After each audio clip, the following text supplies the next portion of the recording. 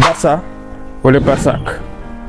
L'Afrique est en train de perdre sa jeunesse, et le Sénégal plus précisément. En effet, le chômage et la pauvreté en sont les principaux causes de ce fléau. Jusqu'à présent, des milliers de jeunes sont en train de quitter le pays illégalement pour aller migrer vers l'Europe. Pour commencer, nous allons analyser d'abord les causes de l'immigration clandestine et ensuite quelles sont les conséquences. D'après mes recherches, la pauvreté et le manque d'emploi sont les causes principaux de l'immigration clandestine. 99% des immigrants sont à la recherche d'un avenir meilleur, tout simplement parce que dans leur pays d'origine, elles sont relatives au système éducationnel non adapté, créant une inadéquation, emploi, formation, le chômage et au suivisme des autres de la diaspora. Prenons le cas du Sénégal. Plusieurs facteurs sont généralement cités comme étant à l'origine de la migration en général. En milieu urbain, nous avons l'accentuation du sous-emploi. Jeunes yi liggéeyatuñu.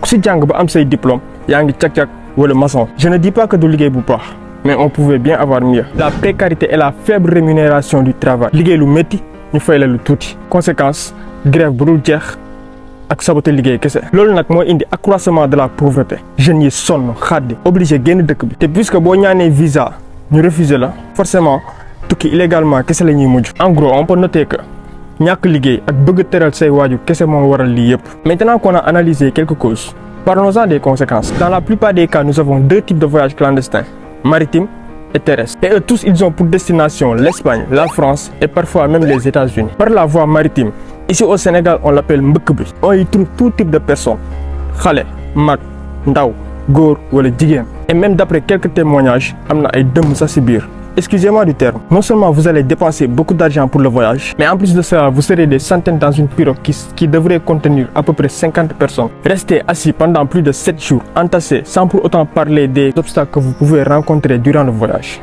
C'est horrible. Par la voie terrestre, écoutons un témoignage qui m'a vraiment choqué. ñun ci forêt bi la ñuy nekk bu fekkee ci barrière maanaam doo dëkk ci kër ci barrière moom ci forêt ngeen di nekk te forêt bi tout Afrique noire daal. maanaam africain noir yëpp ñu ngi fa. xeet boo xalaat mu ngi fa quoi muy góor muy jigéen muy mag muy ndaw mais ñoom ñëpp dañoo bëgg a dugg Espagne quoi. mais nag ku ne ak sa clan maanaam sénégalais c'est sénégalais malien ca malien yi. noonu la fay demee mais ñaata fan ngeen di def ci àll bi pour mën a jéggi. àll bi daanaka fa ngay dëkk soo bëggee dégg-dëgg àll bi foofu ngay dëkk da ngeen def seen mbaar. fa ngeen di toogee fa ngeen di lekkee fa ngeen di naanee fa ngeen di fanaan fa ngeen defee lépp daal. mais ci àll bi est-ce que àll bi am na sécurité boo xamante ni war ngeen faa mën a dëkk. waaw mais amul sécurité parce que ñàkk pexe tamit pexe la quoi parce que da nga naan lii c'est obligé. am ay rabu àll yoo xamante ne leen fa fekk parfois di leen indil ay jafe-jafe. waaw du ñàkk parce que xam nga tamit àll boo dem rek am na ay rabu àll parce que àdduna moo demee noonu quoi. am na ay jaan xam nga des fois da ngay gis ay bukki xam nga wala ay gaynde xam nga ay affaire yu rek dañuy ñëw ba fi ngeen ne. waaw si nga tëdd ba guddi sax yow da ngay tiit doo mën a nelaw wala nga des àll bi une semaine doo sangu. si da ngay toog une semaine doo sangu. ndax ñàkk ndox. ndax ñàkk ndox te ay jigéen dañ fay nekk ay góor dañ fay nekk soo bëggee lekk da ngeen dem dugg si biir dëkk bi di yalwaan loo leen lekk wala loo leen naan. da ngay dem ba da ngay bizarre. si mais dafa xaw a doy waar foofu te ba léegi gars yi ñu ngi foofu parce que xam nga immigration clandestine maanaam du jeex parce que ba léegi ni may wax man mii 2 mois si ginnaaw man jël naa fi gaal dem mais ñu bëri yéeguñu ko. Franchement, je n'ai rien à dire. Après tout ça, d'autres veulent toujours partir. man tey jii nii tey laa gën a mën a demaat. billaahi wallaahi wa taala. ndax sama dëkk bi dafa métti Sénégal dafa métti.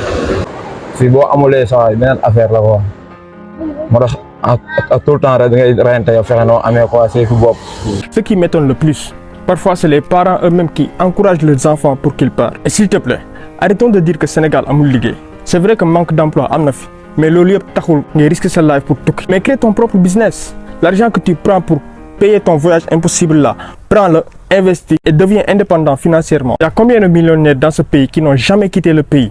Et pourtant, ils ont démarré avec le peu qu'ils avaient. Et aujourd'hui, ils sont où? Carrément, ils ont réussi leur vie.